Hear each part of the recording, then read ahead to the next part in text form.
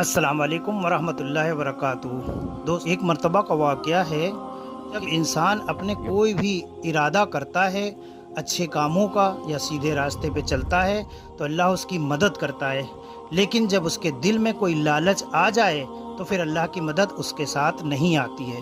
तो हमें जब भी कोई भी काम अच्छा और नेक करना हो तो हमेशा अच्छा इरादा रखे और अल्लाह को ये इरादा करके करे कि अल्लाह मुझसे राज़ी हो जाए, वही इंसान कामयाब है। एक मर्तबा का वाक़या है कि एक शख्स था, वो जा रहा था रास्ते में और देखा एक पेड़ में लोग धागे बांध रहे हैं, तमाम तरह की पूजा कर रहे हैं, कभी कैसी मन्नत मांग रहे हैं, सब कुछ। अब ये शैतान जो था वो सारे काम ऐसे ही कराता है लोगों से।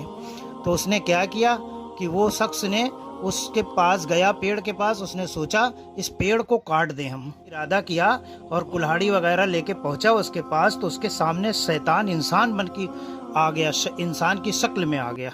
अब वो कहने लगा, भाई क्यों इस पेड़ को काट रहे हो?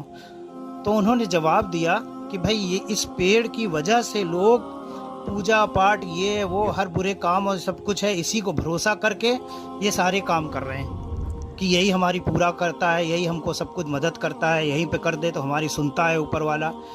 तो इसलिए मैं इसको काट देता हूँ ताकि किसी का यकीन न रह जाए, ऊपर वाले के ऊपर डायरेक्ट यकीन करें, ताकि नहीं वही एक है जो अच्छा और बुरे का फैसला करने वाला है। तो शैतान ने कहा, भाई ऐसा करो, इस पेड़ को न काटो, जो जैसा कर रहा है करने दो उसको।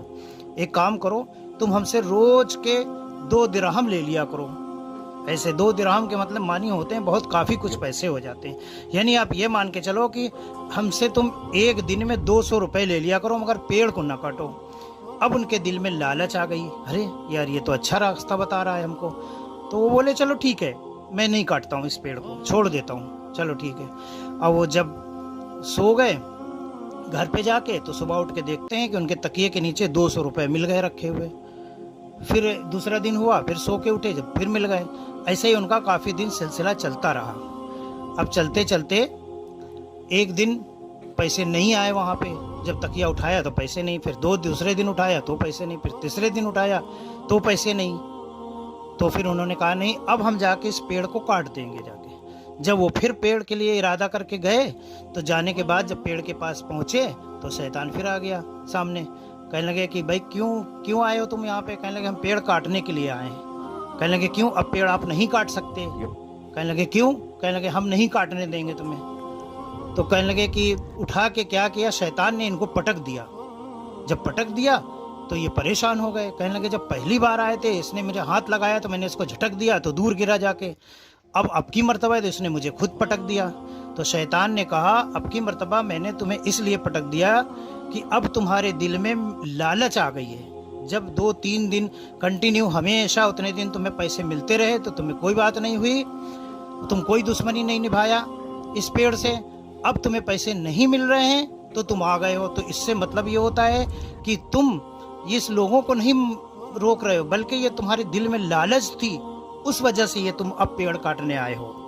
तो जब इंसान को कोई लालच न हो, सिर्फ अल्लाह को राज़ी करने का मसला हो, तो वो सारे काम बनते हैं। अगर जब लालच आ जाए तो फिर इंसान कितना भी कुछ कर ले, ना तो उसकी दुआएं कबूल होती हैं और ना कोई उसकी तकलीफ दूर कर सकता है। तो यही है, जब भी इरादा करो तो अल्लाह को राज़ी करने के लिए करो और दिल में लालच हो कि अल्लाह मेरी आखिरत सुधार दे, तभी कामयाबी मिलेगी। वरना इन दुनिया में दुनिया की लालच से तुम्हें कुछ न मिलेगा।